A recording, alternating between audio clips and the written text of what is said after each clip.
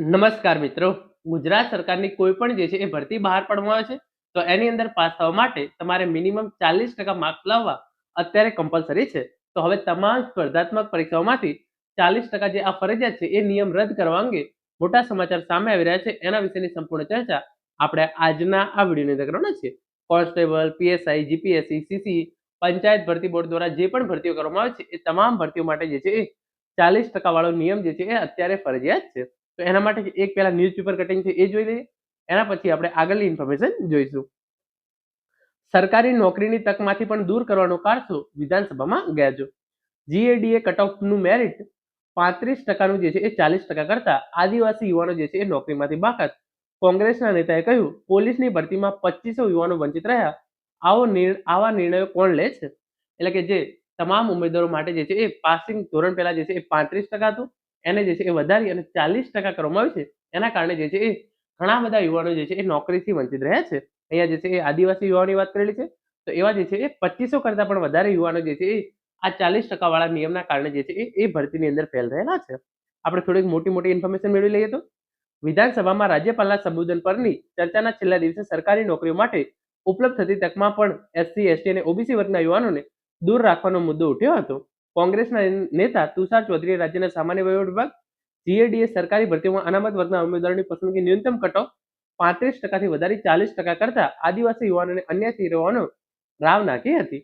આવા અણઘડ નિર્ણયથી માત્ર પોલીસ કોન્સ્ટેબલની ભરતીમાં જ 2500 કરતા પણ વધારે જે છે એ આદિવાસી યુવાનો શારીરિક પરીક્ષાની અંદર અવ્વલ હોવા છતાં 5 ગુણ વૃદ્ધિના કારણે નોકરીથી વંચિત રહી ગયા હતા. એટલે કે તેમણે શારીરિક કસોટી જે છે એ ખૂબ જ સરસ રીતે કરી હતી, પરંતુ જે 35%નું કટ ઓફ 40% કર્યું એના કારણે 2500 કરતા પણ વધારે યુવાનોને જે છે એ નોકરીથી વંચિત રહેવું પડ્યું હતું. ગુજરાત સરકારે વર્ગ 3ની અધિકાંશ જગ્યાઓ માટે મિનિમમ ક્વોલિફાઇંગ માર્ક્સ 35 ને બદલે 40 ગુણ કર્યા છે. એટલે કે જો 100 ગુણની પરીક્ષા હોય તો અનામત વર્ગના ઉમેદવારોએ 40 માર્ક્સ લાવવા ફરજિયાત છે. જો 39.90 માર્ક્સ હોય તો પણ જે છે એ ઉમેદવારો સરકારી નોકરીની તકમાંથી દૂર થવું પડે છે.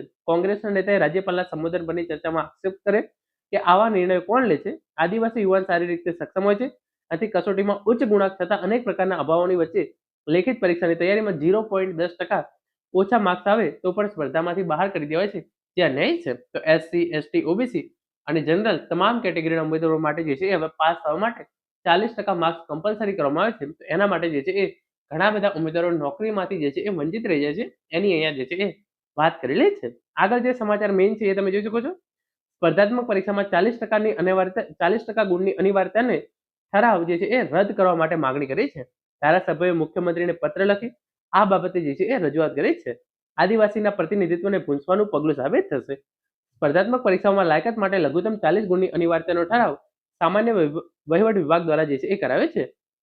40 ગુણની શરત ધરાવતા જે છે એ 22 જાન્યુઆરી 2026ના ઠરાવને તાત્કાલિક અસરથી રદ કરવો જોઈએ. આદિવાસી સમાજના હિતને ધ્યાને લઈ યોગ્ય નિર્ણય કરવો જોઈએ. આ પ્રકારની માંગણી વિધાનસભાના નેતા દ્વારા જે છે એ વિધાનસભાના કોંગ્રેસ પક્ષના નેતા તુષાર ચૌધરી અને અન્ય જે છે એ ધારાસભ્યોએ મુખ્યમંત્રીને પત્ર લખીને રજૂઆત કરી છે.